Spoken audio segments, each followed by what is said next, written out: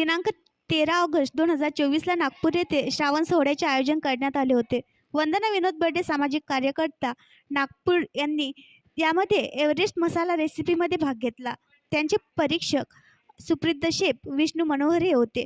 त्यांनी रेसिपीचे प्रशिक्षण केले. वंदना बर्डे यांनी एव्हरेस्ट मसाला वापरून पौष्टिक कारल्याची भाजी, कारल्याची चिप्स, मिक्स पिठाची भाकर, आवडून आंब्याचे लोणचे, टोमॅटो शेंगदाणा चटणी केली होती आणि हे सर्व पदार्थ पारंपरिक पद्धतीने केले होते.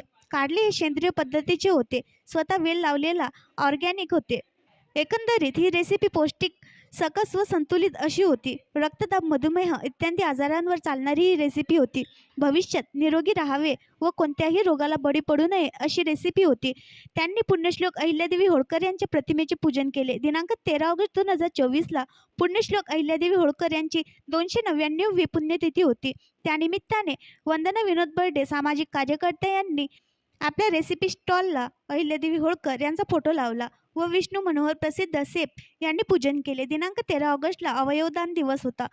त्याचे महत्त्व समजावून सांगितले व अवयवदान करण्याचे महत्त्व सांगितले व दिनांक 18 ऑगस्ट 2024ला पुण्यश्लोक अहिल्यादेवी होळकर यांच्या विचारांवर, आदर्शांवर, जीवन कार्यावर आधारित 2 अंकी नाटक होणार आहे. त्यांचे निमंत्रण पत्रिका दिली व प्रयोगाला येण्यास सांगितले. हे नाटक या 300व्या वर्ष जन्म महोत्सव वर्ष म्हणून सर्वत्र साजरे केले जाणार आहे. त्याचा पहिला प्रयोग सुरेश भट सभागृहामध्ये सायंकाळी 6 वाजता होणार आहे. त्याच्या प्रवेशिका देण्यात आल्या.